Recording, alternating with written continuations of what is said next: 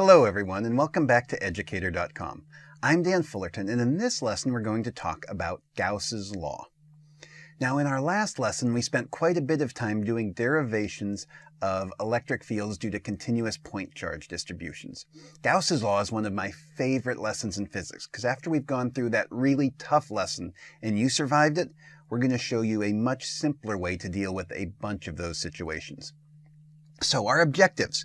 Number one, understand the relationship between electric field and electric flux. And we'll start by talking about what electric flux is.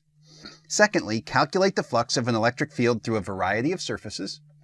State and apply the relationship between flux and lines of force. State Gauss's law in integral form and apply it qualitatively. And apply Gauss's law to determine the electric field for planar, spherical, and cylindrically symmetric charge distributions. And that's going to be a big portion of the lesson. And almost without a doubt, that's going to be involved in at least one of the free response questions on your AP exam.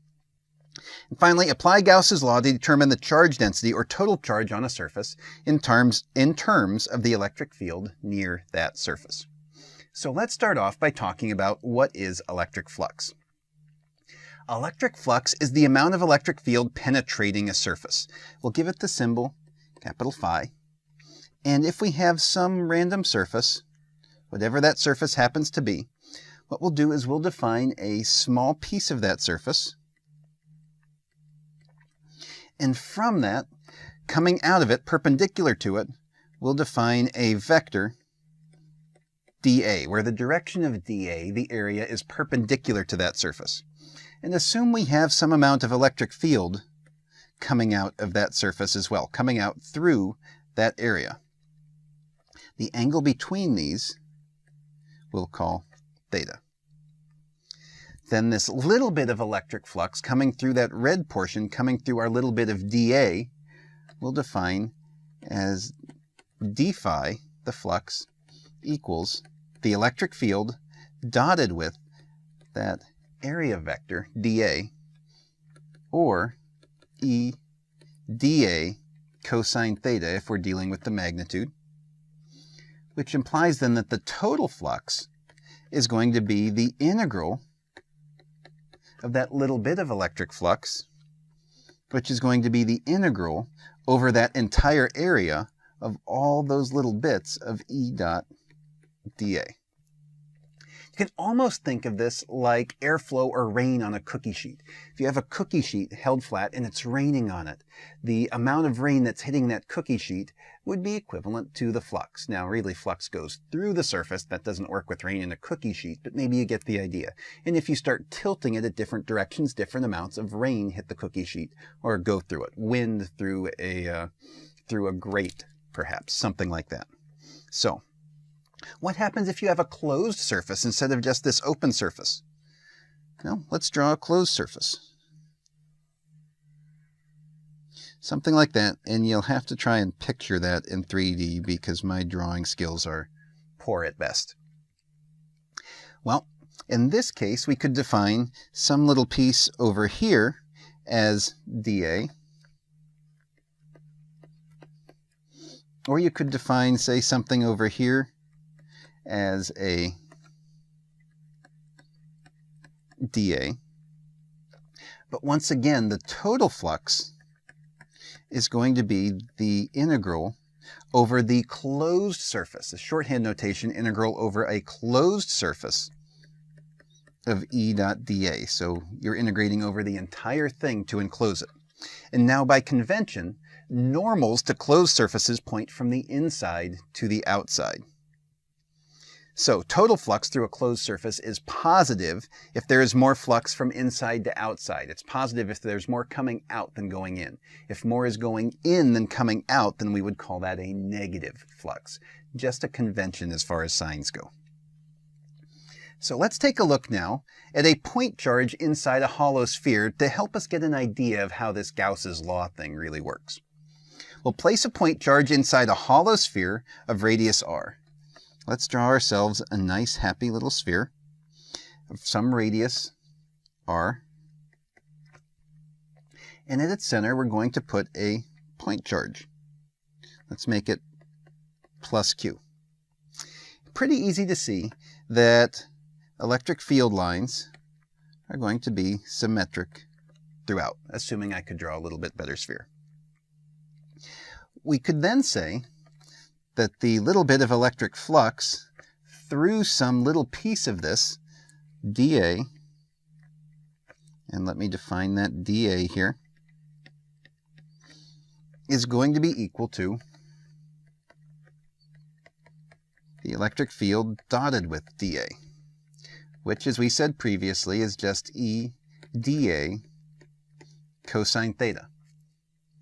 But if it's a point charge inside a hollow sphere, anywhere the electric field goes through that sphere, it's going to be perpendicular, uniformly around the entire sphere. So that means that theta, everywhere, the angle between those two, is going to be 0, so cosine of theta is going to be equal to 1. Therefore, the differential of that total flux, that little bit of flux, is going to be just E dA. And our total flux, then, is going to be the integral of all those little bits of flux, or the integral over this closed surface around the entire sphere of E dA. But since it's a point charge inside the center of a sphere, the electric field is going to be the same everywhere as you go around that entire area. So for the purposes of this problem, E is a constant. So the E comes out of the integral sign, E integral over the closed surface of dA. But the integral over the closed surface of that differential of area as you go around the entire surface is just going to give you that entire area. So that becomes EA. And as you know, the area of a sphere is equal to 4 pi r squared. So we could write then that the total flux is going to be equal to E times 4 pi r squared. Even further, though, we know the electric field. We just spent a whole lesson on it. The electric field due to that point charge is equal to Q over 4 pi epsilon naught r squared in the direction of r hat, heading out from that point charge. So we could then write the flux as being equal to, we've got our 4 pi r squared times our electric field, capital Q, over 4 pi epsilon naught r squared. And all of that then must be equal to, let's see, 4 pi, r squared, it's equal to Q over epsilon naught. Simplifies very nicely, which implies then that the total flux is equal to the integral over the closed surface of E dot dA, which was equal to the total charge enclosed by our sphere divided by epsilon naught. And there's a poor man's derivation of what we're going to call Gauss's law, the first of Maxwell's 4 equations, which form the backbone of this entire E&M course. Gauss's law, gotta know it, frontwards, backwards, upside down, underwater. The total flux is the integral over the closed surface of E dot dA, which is the total charge enclosed by your surface divided by epsilon naught. Looking at this in a little bit more detail, what is this law good for? It's extremely useful for finding the electric field due to charge distributions in cases where you have symmetry, and you need specifically one of 3 types of symmetry. You need spherical symmetry, planar symmetry, or cylindrical symmetry for this to be a very useful law. Gauss's law always holds. It's always true. However, it's really only useful for the most part in these cases. And again, what it states, the total flux is the integral over the closed surface of E dot dA, which is the total charge enclosed by that surface, divided by epsilon 0, that constant. Let's do some examples. Find the electric field inside and outside a thin hollow shell of uniformly distributed charge Q. All right, well, let's see if we can't draw this first. Find the electric field inside and outside a thin hollow shell of uniformly distributed charge Q. So there's our shell of charge with some amount Q. Now, what we're going to do is we're going to choose a Gaussian surface. Envision this imaginary surface, closed surface. In this case, it's going to be a sphere to give us the most possible symmetry. First, we're going to do that inside the shell, and then we're going to do it outside the shell, wherever we want to know the electric field strength. By symmetry, the electric field at all points on this Gaussian surface, on this Gaussian sphere, must be the same and must point radially in or out. So as we do this, let's start with inside. Let's look inside this sphere. We'll define a Gaussian sphere here in green, this mental sphere that we've made up to help us solve the problem. And we'll say that it's at some radius, which we'll call Ri, which is inside the radius of our shell of charge there in blue with radius capital R. So here's our Gaussian surface in green. And we're looking for the electric field inside. So where Ri is less than R. And let's even spell that out. Ri is less than R for this analysis. Once we do that, we can say that the integral over the closed surface of E dot dA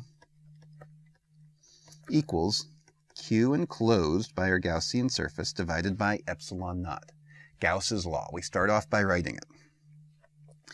Then we also know that the area over here of our Gaussian surface is just going to be 4 pi Ri squared, because we picked another sphere inside that shell of charge, so we'd have as much symmetry as possible.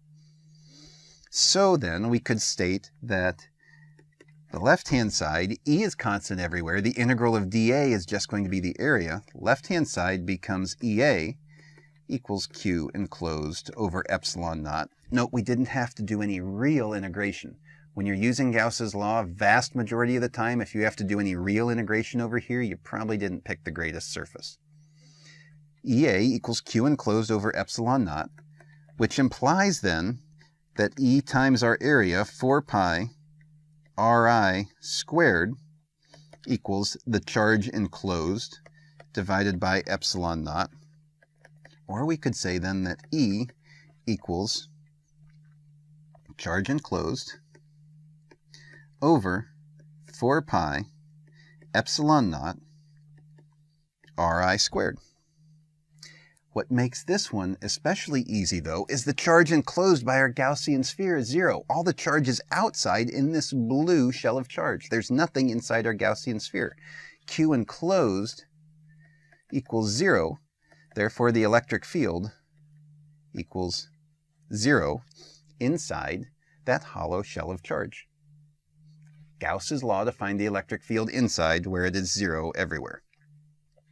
Let's take a look at the second area. Now we're going to look when we're looking outside that hollow shell of charge. So instead of looking at the green one, let's take a look at this purple one. We'll set a Gaussian surface, another sphere, a hollow shell, I should say, outside our shell of charge. And why don't we call this one RO? Has radius RO. So now we're looking where RO is greater than capital R, or outside that hollow shell of charge. We'll start off by writing Gauss's law again. Integral over the closed surface of E dot dA equals the charge enclosed divided by epsilon naught. Same thing again, and same derivation as well. E is a constant everywhere because we chose our Gaussian surface very carefully. The integral over the closed surface of dA is just going to be A. So then EA equals Q enclosed over epsilon naught, where again this area is the area of your Gaussian sphere. The area of that sphere is going to be 4 pi RO squared equals Q enclosed over epsilon naught, which implies then that the electric field is going to be our Q enclosed over 4 pi epsilon naught R0 squared.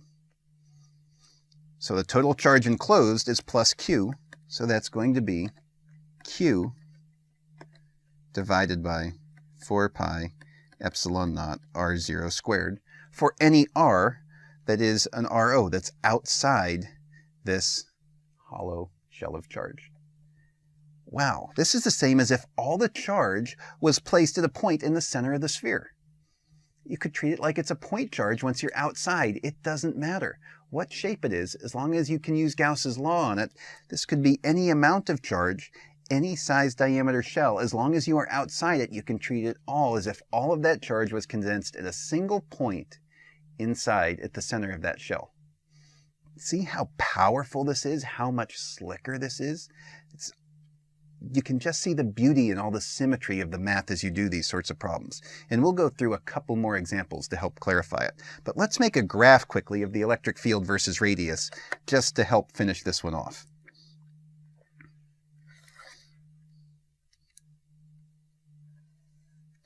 So there's our radius r. There's our electric field. And what we have is inside that value of r. Let's make this capital R. I'll write it in blue even, just so it corresponds to our shell of charge here. There's the radius of our shell of charge. Inside that, the electric field is 0. And outside that, it's Q over 4 pi epsilon naught R0 squared. So what we have is a discontinuity where we've got something like this, where that is proportional to alpha sign, fish sign, whatever you want to call it, is proportional to 1 over r squared as long as you're outside r. So there's your graph of electric field versus radial distance. You can use Gauss's law to help you find these so quickly and so easily. Let's do another example. Find the electric field due to an infinite plane of uniform charge density sigma. All right, well, we've got an infinite plane. Let's draw that here. Our plane of charge that goes on and on and on, and we've given it some surface charge density sigma, which is total charge divided by area. Since it's infinite, we can't know the total charge or the area, so we'll find the ratio of those and define that as sigma. To choose our Gaussian surface, we got to be smart about this, and having done these sorts of things before, I know that a good way to do this is to pick a cylinder. So I'm going to pick a cylinder. Think of it almost as a soda can, centered on that sphere, on that plane.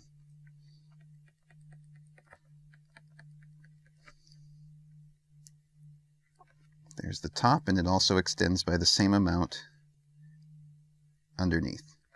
So there's our Gaussian surface, a cylinder. And we'll set it so that it is some distance d above and d below that infinite plane. So by symmetry, the electric field at all points on the cylinder must point perpendicular to the plane through the caps of the cylinder. And on the sides, it should be pretty easy to see by symmetry. Everything's going to cancel out. So we're only going to end up having to worry about these caps on our cylinder. But let's go through that step by step. Start by writing Gauss's law. The integral over the closed surface of E dot dA is equal to our enclosed charge divided by epsilon naught. Which implies then, since we know sigma is Q over A, and Q equals sigma A, we can write then, well, the left-hand side, this total flux, I'm going to break up into pieces. I'm going to take a look at the flux through the top, the flux through the sides, and the flux through the bottom cap. So that's the flux through the top plus the electric flux through the bottom plus the total electric flux through the sides to give me my total, which is this left-hand side, and that must be equal to our charge enclosed, which is sigma times A, where that is going to be our A, divided by epsilon 0. And of course, by symmetry, we can look and see that the flux through the sides of this are all going to cancel out. So the total flux through the sides is going to be 0. So we can say then that the flux through the top plus the electric flux through the bottom must equal sigma A over epsilon naught. All right, next up, the flux through the top and the flux through the bottom must be the same, right? Because they're symmetric. This one's pointing down, this one's pointing up. We're worried about magnitudes for the time being. So the flux through the top equals the flux through the bottom, which, by the way, has to be the electric field at that point times the area. So that's equal to EA. So flux through the top EA plus flux through the bottom EA gives us 2 EA must equal sigma A over epsilon naught, or solving for the electric field then, the electric field just equals sigma over 2 epsilon naught. There's no dependence whatsoever on D. And we've seen this before when we talk about infinite planes, infinite lines. It doesn't matter. Since it's infinite, really the only thing you're worried about is that surface charge density.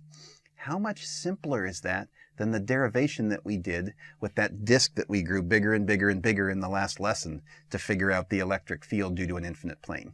Much slicker derivation right here using Gauss's law.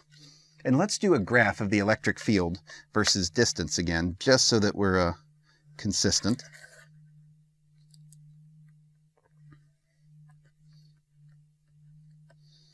There's D, there's our electric field, and as there is no dependence on D, our graph looks like a nice straight line at sigma over 2 epsilon naught.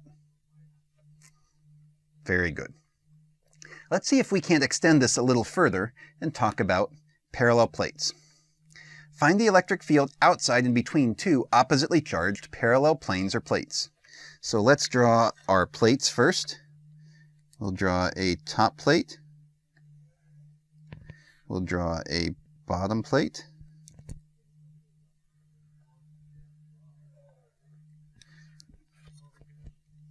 We'll say that this one has charge density plus sigma, so this one must have minus sigma as its charge density. Now what we're going to do is we're going to look at the electric field due to the different plates in different regions. So if I look at the electric field due to just the top one, the plus sigma, over here on the left, the electric field due to the top plate must be going away, since that's a positive charge.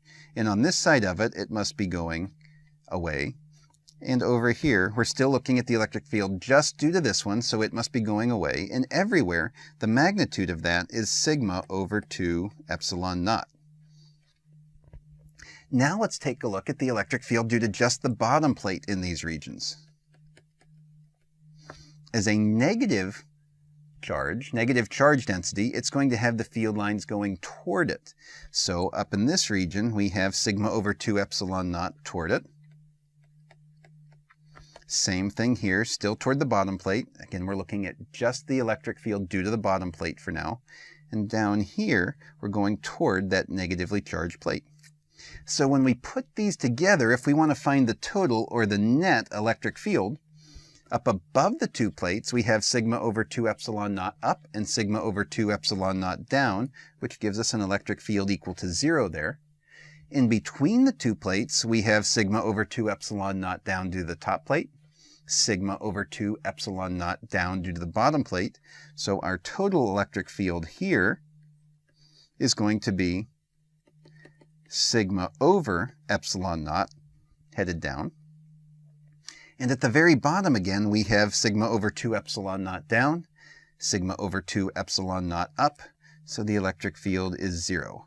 So what we really find after all of this is that between the parallel plates, above the plates, no electric field, below the plates, no electric field, and between the plates, sigma over epsilon naught going from the positive to the negative.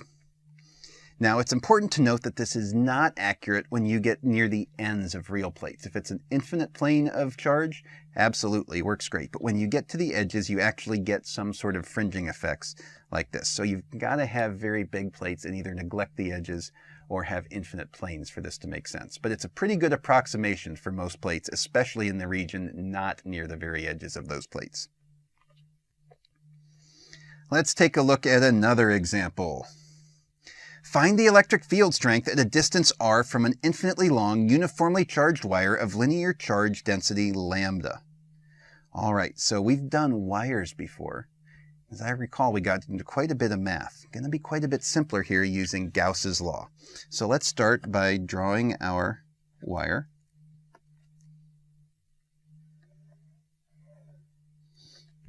And we're going to give it some linear charge density lambda.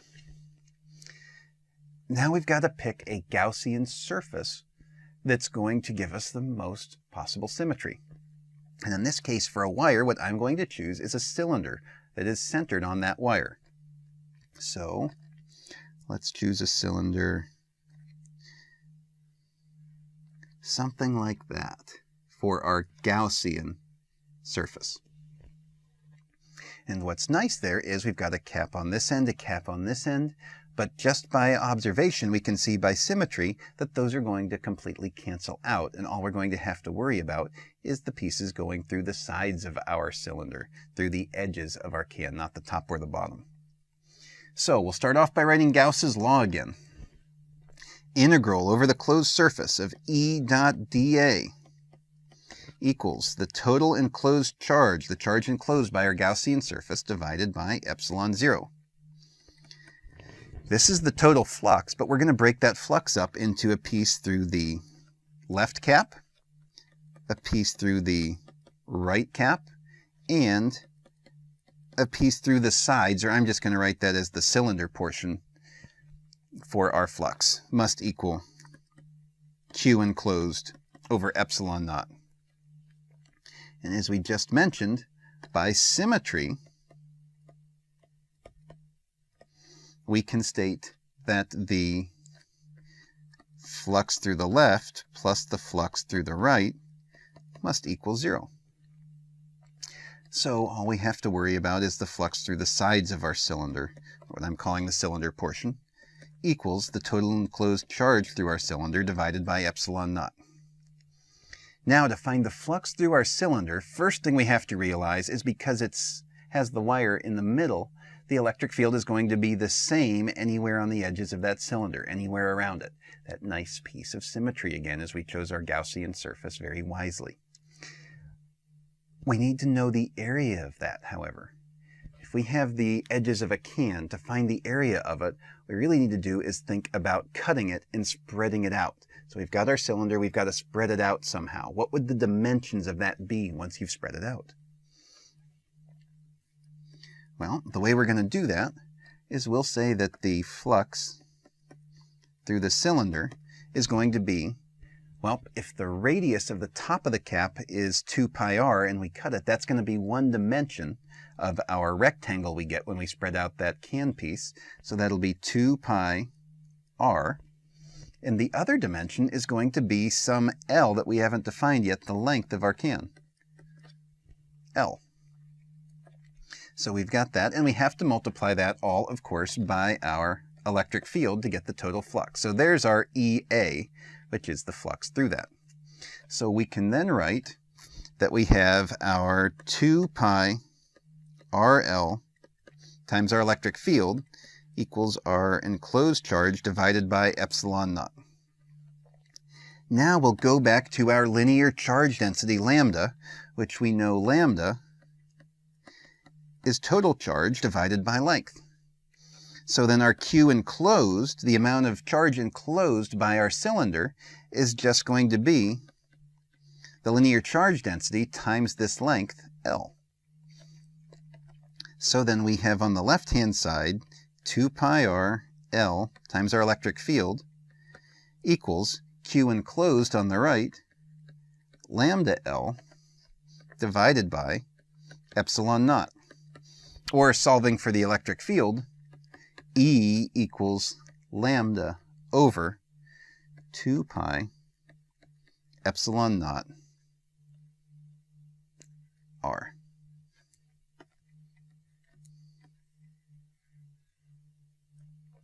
Same as the answer we reached using that point charge summation in the previous lesson, but so much simpler, easier, slicker, quicker, and much, much, much more intuitive too. Gauss's law is a very, very powerful tool. Let's take a look at some old AP questions to hone our skills here. And we'll start off by looking at the 2008 E&M exam, free response number 1. And you can look that up on Google, College Board website. It's available for you to download, to print out. Here's a link to it currently. I'd highly recommend taking a minute, printing it out, and taking a couple seconds and seeing if you can't solve it on your own before you check the answers. And if you get stuck, that's perfectly fine. Then come back to the video and play along with it. And if you got the whole thing, just check your answers as you go through and see what you got right and what might need more work. Use this as a practice opportunity. So, in this question, we're starting off with a metal sphere that of radius A containing a charge plus Q, and it's surrounded by an uncharged concentric metallic shell of inner radius B and outer radius C. And it wants us to first determine the induced charge on the inner surface of the metallic shell. So the way I'd start to do that is looking at part A here. We have some solid, positively charged plus Q piece there, and outside of that we have another conducting shell. Got plus Q on the middle, and out here we're asked to find what is the charge on the inner surface of this shell. So over here at this radius that they call B. That's B, and they're defining that as A. Well, the way I would do that to begin with is I would first choose a Gaussian surface that is inside this shell and then apply Gauss's law. So I'm going to make a shell here that's actually runs through the middle of that conducting shell. So there's my Gaussian surface, that sphere there in purple. Then the integral over the closed surface of E dot dA is the enclosed charge divided by epsilon 0. Now, to do this next step, you probably need to have seen this before, either in a previous physics class. You have to know that the electric field inside a conductor is 0. When you know that the electric field inside a conductor is 0, this becomes very simple. And we'll get to that in a later lesson, but if you've seen that in a previous algebra-based physics course, that'd be a great start here. Once you know that, then you can say, well, the left-hand side, if we know the electric field is 0, the left-hand side, 0 dotted with something must be 0, is equal to Q enclosed divided by epsilon naught. Therefore, Q enclosed by our Gaussian surface must be 0. And Q enclosed includes plus Q from our inner sphere plus, let's call it QB, whatever we have on the inner surface of this shell, must be equal to 0. And if Q plus QB equals 0, that implies then to me that QB must be equal to negative Q.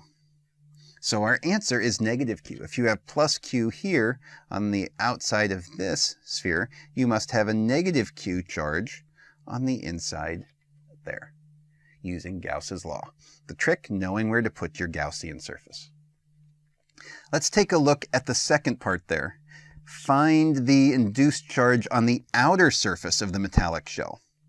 And to do that, I'm going to choose a Gaussian surface now that is outside that shell. I'm going to use that red Gaussian surface for part 2.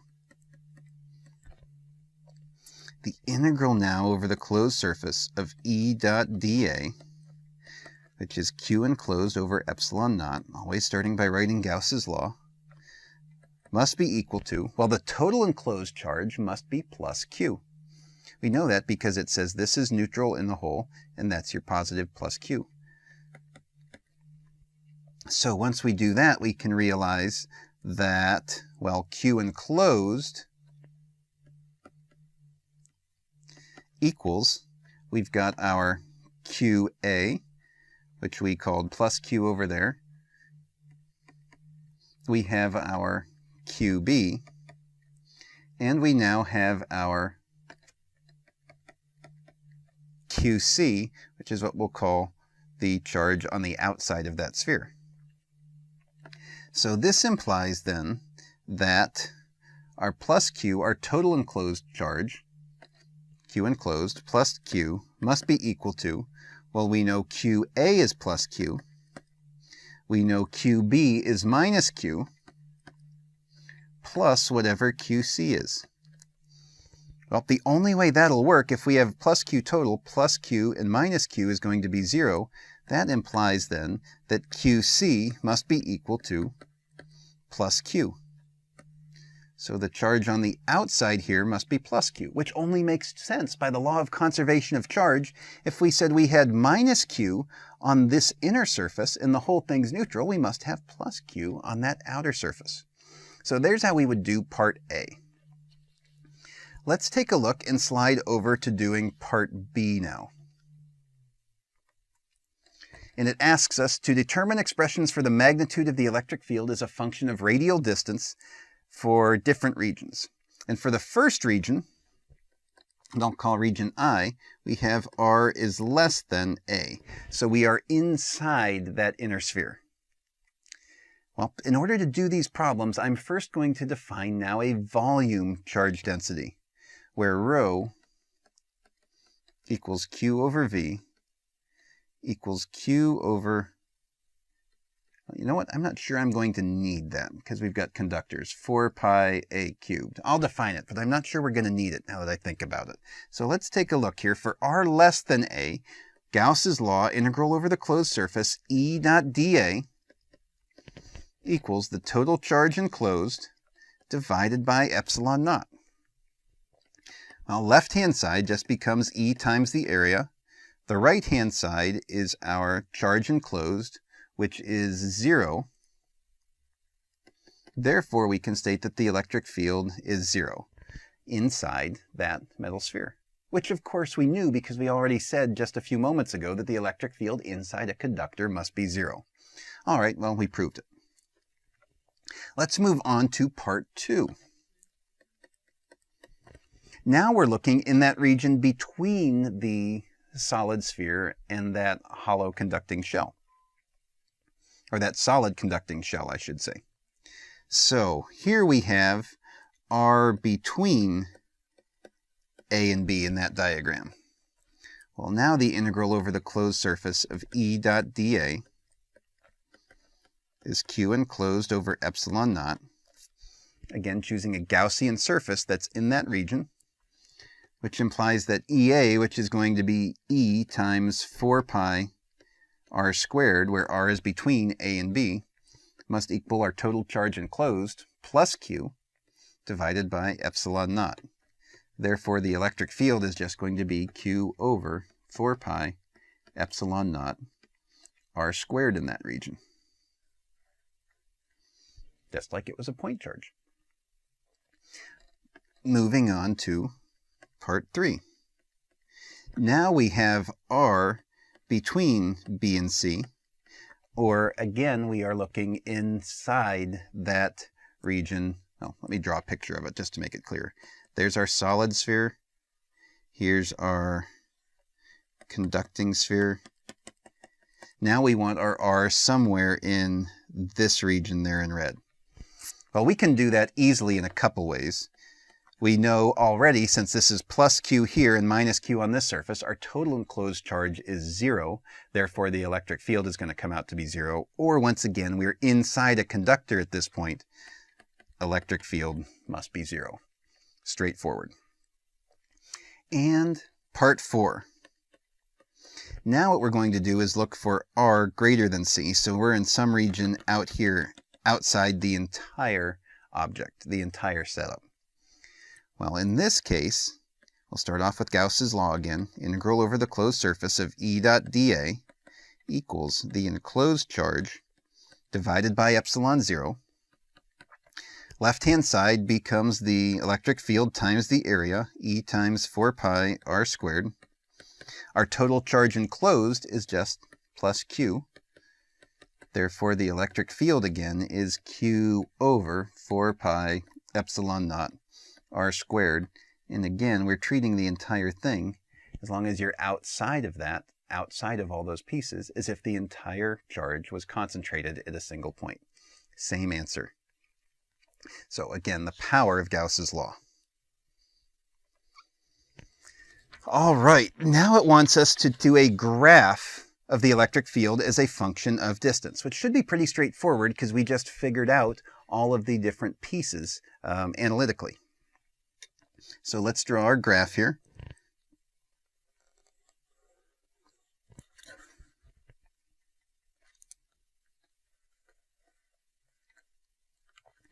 There's our R. There's our electric field. And let's make a couple marks here for A, B, and C, just to help us delimit where things are in the graph. A, B, and C. Well, we already know between 0 and A the electric field is 0, and between B and C the electric field is 0. Those regions where you're inside the conductor, electric field 0 inside a conductor. And when we are between A and B, we are proportional to 1 over r squared. And when we're outside of C, we're again proportional to 1 over r squared. So a fairly straightforward, simple graph. That's part C of the question. And part D, if this is your first physics course, could be a little bit tricky. If you've had algebra-based physics before, then you've probably had this before and it's a fair question. Either way, it's fair by the time you finish the entire course sequence. So we're given an electron of mass me, it's carrying a charge minus e, is released from rest a very large distance from the spheres. Find the expression for the speed of that particle at a distance 10r from the center of the spheres. And they really meant to say 10c from the center of the spheres. So, what's helpful to know here is that the electrical potential energy, due to those point charges, is 1 over 4 pi epsilon naught times the one charge times the other charge divided by r. That's the piece that you probably have to know already. So I would do this from a conservation of energy perspective as a fairly easy way to solve this problem, knowing that the kinetic energy plus the potential energy is going to remain constant. Because you're starting a very large distance from the spheres, we're going to say that's our potential energy level of, well, from rest, a large distance. If it's at rest, kinetic energy is 0, potential is 0. Therefore, the kinetic energy is going to be 1/2 me v squared, and that's got to be equal to the potential energy, Q, times the charge, E, over 4 pi epsilon naught times our distance, 10c. So now it's just an exercise in algebra to find the velocity. V squared then is going to be equal to, now let's see, if we've got the 2 there, we're going to have Q times E over 2 pi epsilon naught me times 10c. Therefore, V itself is going to be equal to the square root of that. QE over 2 times 10 is going to be 20 pi epsilon naught me c square root. All right, so D might be a little tricky if you haven't gotten to the potential energy piece in electrostatics yet. We'll get there in a couple lectures. But the rest of it, pretty straightforward application and great practice for Gauss's law. All right, let's do one more free response problem here.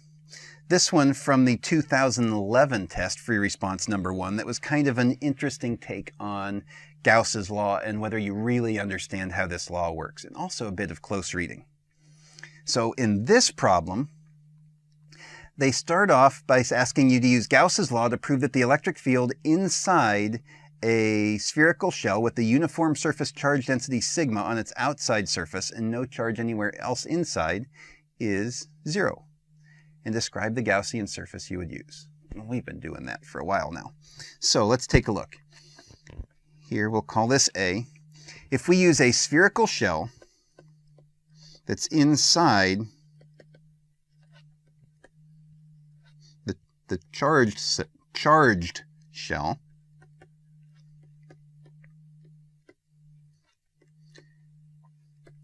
as our Gaussian surface, well, then we have some charge sigma here in our Gaussian surface inside it.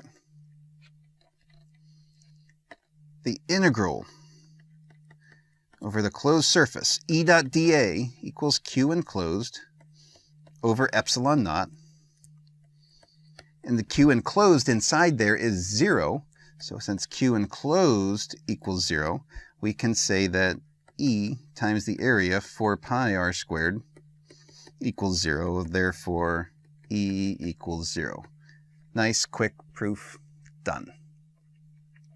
Now for part B, it says the charges are now redistributed so that the surface charge density here is no longer uniform. Is the electric field still 0 everywhere inside the shell? And the answer, of course, is no.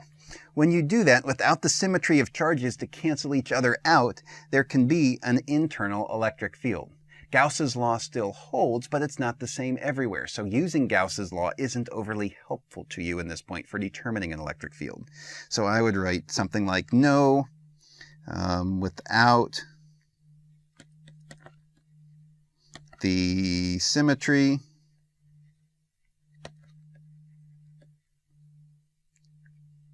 of charges to cancel each other out,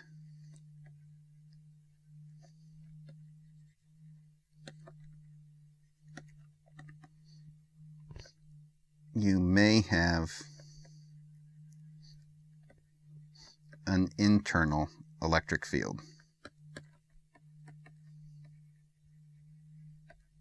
So something like that should work. Now they change it up. Here's where they throw you the curveball, something you might not have seen before, which makes it a really great question. They give you a small conducting sphere with charge plus Q with the center that's at the corner of a cubical surface. And again, if you haven't downloaded and look at the question, make sure you do this, otherwise this isn't going to make any sense. For which faces of the surface, if any, is the electric flux through the face equal to 0? Well, as you look at the diagram, the only place the electric flux is going to be 0 is when the field lines are running parallel to the surfaces. And of the 6 surfaces on the cube, 3 surfaces are going to be parallel, are going to be touching that point, so you have electric field lines parallel to them, so no flux through those surfaces. And those ones would be ADEH, ABCD, and ABGH. And I think it asks you to explain your reasoning. Something like field lines run parallel to these surfaces.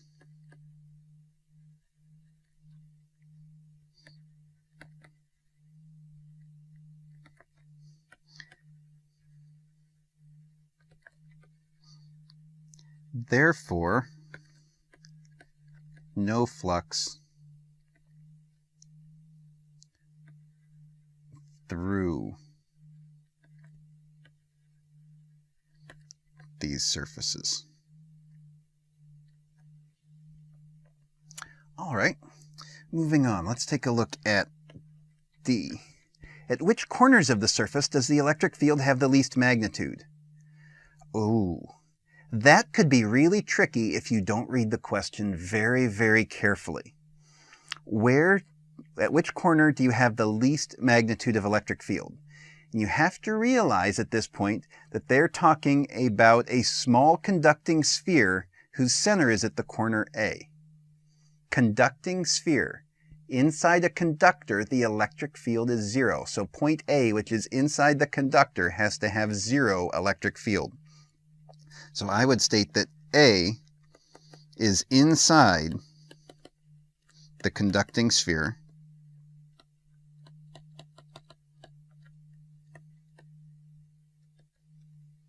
and the electric field is 0 inside a conductor at equilibrium.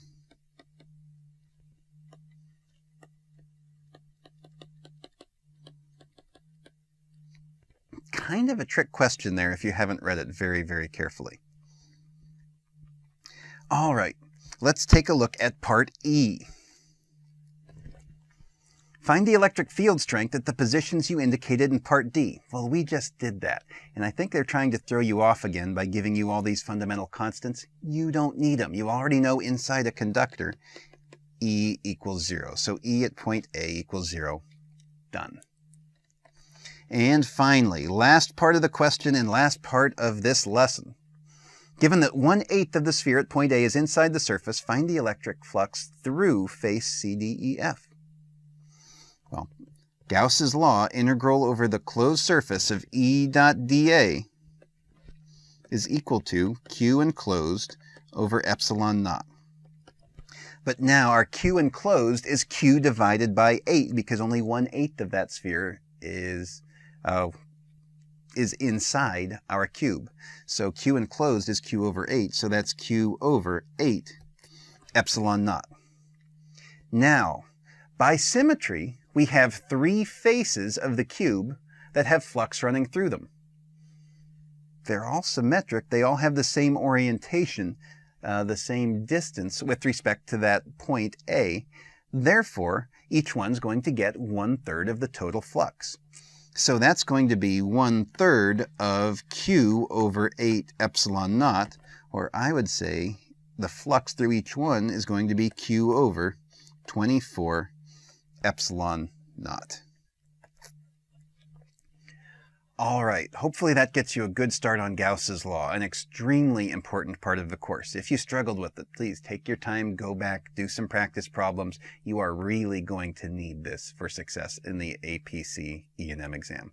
Thank you so much for watching Educator.com. We'll see you again real soon. Make it a great day.